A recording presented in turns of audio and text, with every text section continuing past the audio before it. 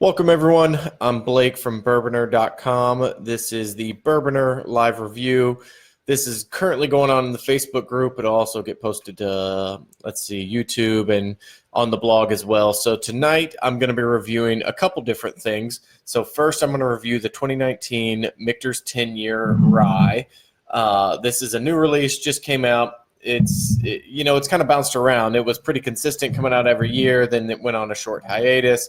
And now it's been back pretty consistently for probably the last 3 years or so.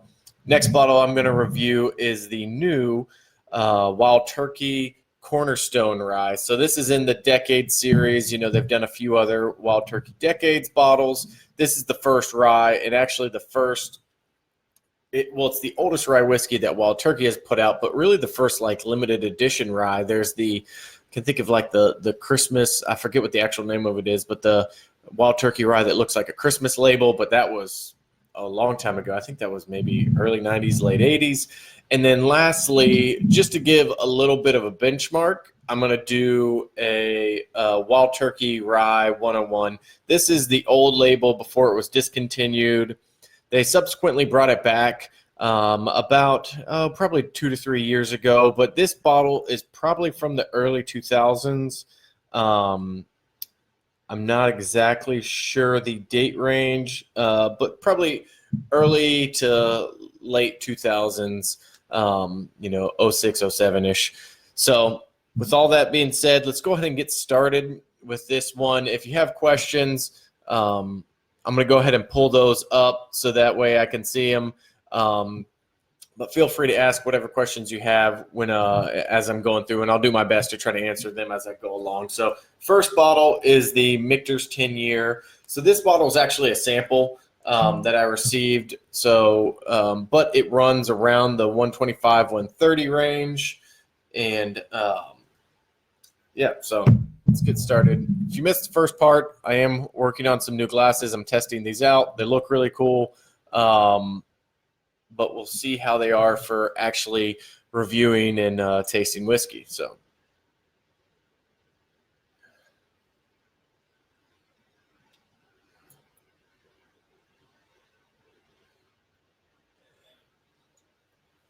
the initial nose it's really intense. You know, this is bottled at 90, 92 proof. So you're kind of thinking it's going to be watered down a little bit, but there's a lot of ripe fruit.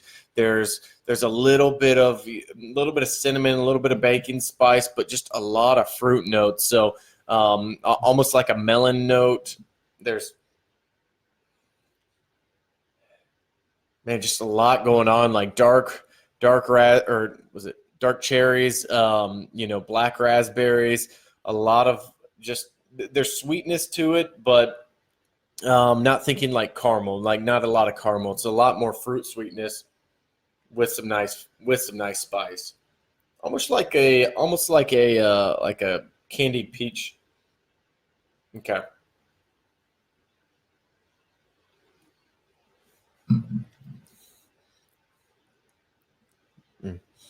Yeah, it's peach sweet tea, and just a little vanilla, not much, some nice black pepper spice.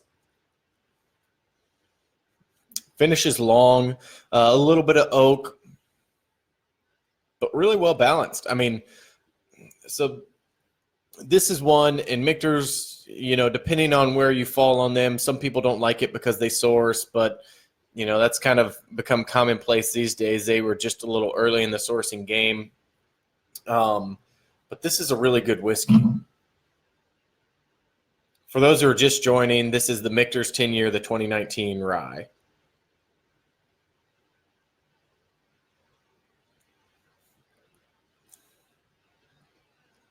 Yeah, there's a golden raisin note. It's almost like a bubblegummy sweetness to it. I mean, I hate to say this, but this is one of the better ryes I've had in a while. And Michter's ryes have always been a little more spot on for me. The bourbon, if you catch the right barrel. I was talking with somebody today and saying we actually like the lower end products of Michter's even more. Especially on their bourbons, the toasted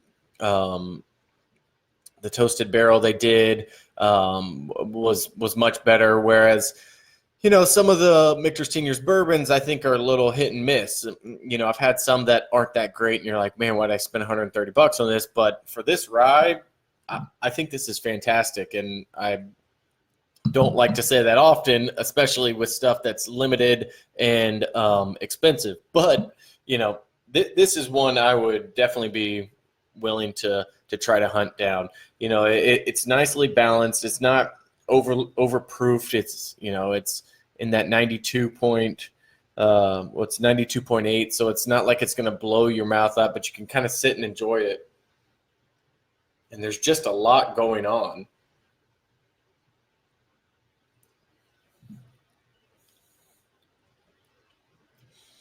Even going back, I still get, some of that syrupy sweetness, but there's a little bit of leather on the finish now. That's a really nice rye. So,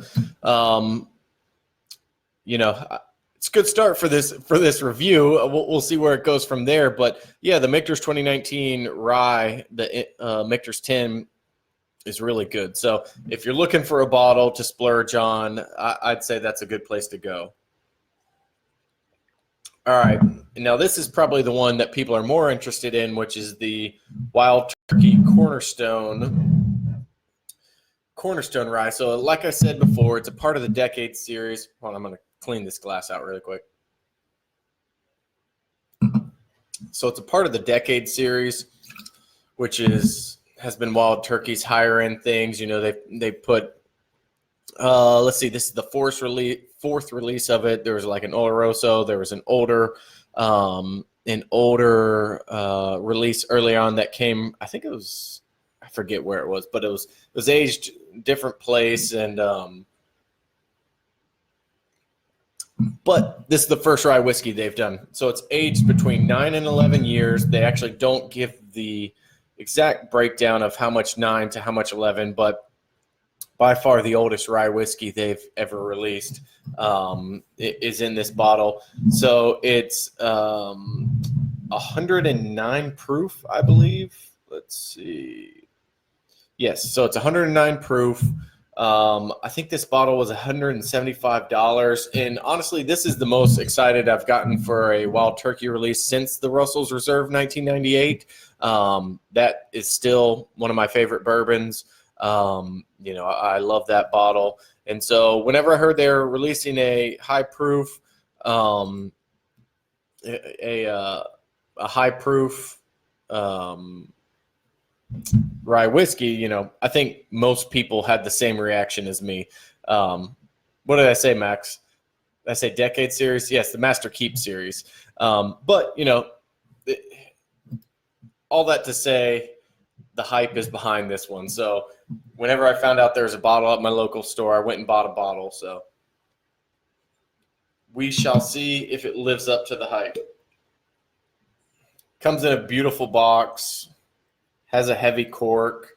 The bottle is very cool. It has a turkey on it. So on to the fun part. So let's start with this review.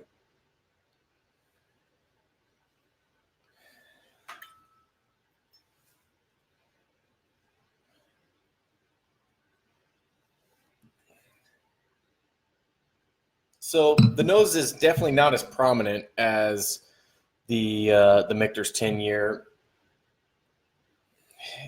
There's more baking spice.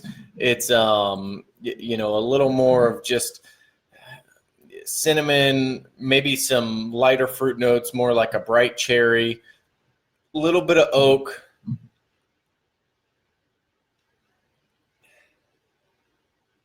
But really just that baking spice note on the nose initially.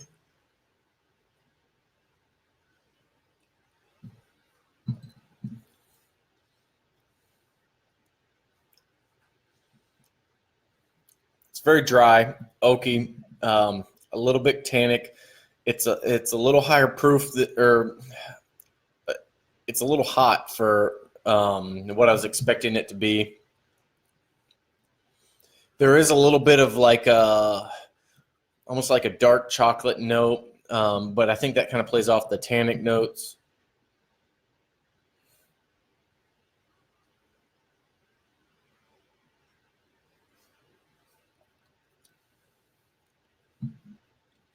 Yeah, there's black pepper, and really for me, I just can't quite get over how hot it tastes. And I know it's only 109 proof, so that's not like it's not crazy hot, but it's not like the Michter's, which was at 92.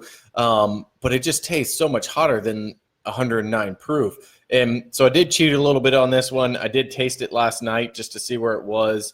And I got to say, I'm not that impressed by it. And I hate to say that because everything else I've heard from other people is they loved it. It was great. So I don't know. Maybe there's some batch variation. My bottle is batch 0001. But yeah, maybe my expectations were a little too high for it. But overall, it just doesn't hit the flavor profile that I like. I like the sweeter notes, a little more of like a syrupy mouthfeel. And this doesn't have it. This is more dry. It's more in like that, dry cedar notes, black pepper spice, a little bit of like a crisp green apple taste to it. Not to say it's bad, but I'm not going back and buying another bottle for $175 either. So that,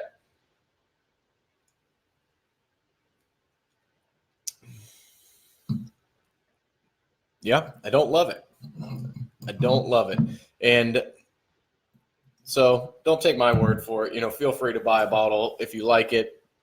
I was talking to somebody today and they loved it and thought it was really good. And I'm starting to wonder if maybe I'm crazy, but this is going to be an honest review. I can't make myself like something that I don't like. So yeah, that one just, I don't know. Not what I was expecting. So the Master Keep lineup has kind of, it's sat on a lot of shelves here and there and hasn't drawn the same fanfare as like an antique collection or even the Michter's tin line is much harder to come by than Master's Keep. And whenever I saw that they're doing an older rye whiskey, I knew this one's going to fly off the shelf.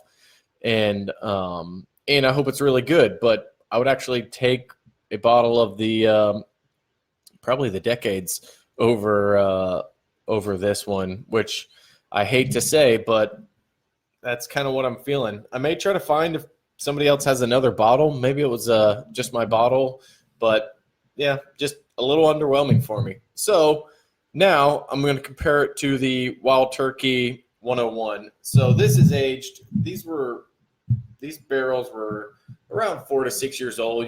There's probably some during this time a few older barrels that would slip in just because it was not full-on glut whiskey, but whiskey and rye whiskey in general were not nearly what they are today. So if they weren't selling, they just sit in the warehouse for a litall bit longer.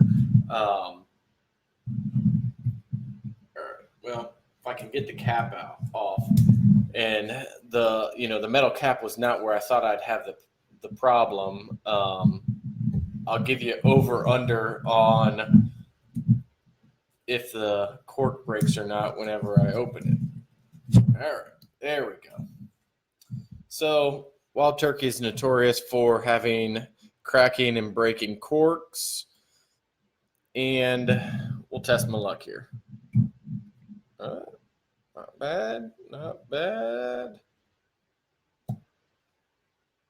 Not bad at all. Only a little bit of a residue on the bottle there, so not too bad. Came out unscathed. Okay, so this is like I said, early 2000s. Got it for $21, so that was a pretty good deal. I guess if it tastes good, that was a pretty good deal. But I stocked up on a lot of these bottles, so I'm assuming it's still the same profile. But 101 proof, the classic Wild Turkey 101. They actually went away with Wild Turkey 101 rye for a while. Then they brought it back because, the bartenders really loved it. They brought it back in the liter form, and that's all I've really seen it in the past probably 2 to 3 years. So, yeah, if you see a bottle now, I've done a taste test with it side by side, the old label Wild Turkey Rye 101 and then the new label. And I hate to say it because, it's a little bit cliche, but the older is so much better than it was, than some of the newer bottles that I was trying. But it'll be interesting to see how this compares to the Cornerstone.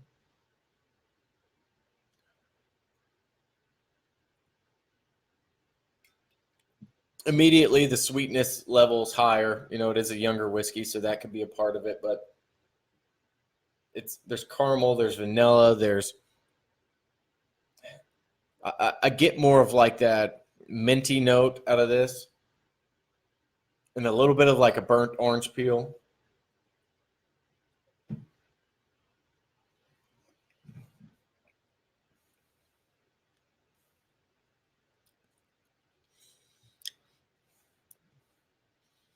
See, and so to me, it's very similar to the Cornerstone because there is a little bit of that green apple. There's a little bit of that like a dried cedar note, but there's the sweetness level is just picked up a little bit. So yeah, you have some of these other notes down here, but the sweetness level is just a little bit higher and kind of hangs over those other notes and balances it out. Whereas with the Wild Turkey, you had the green apple, the cedar, a little bit of tobacco, but the sweetness factor was just too low. So, for my taste, I don't like that. And, others may enjoy it, but I like something that I'm getting some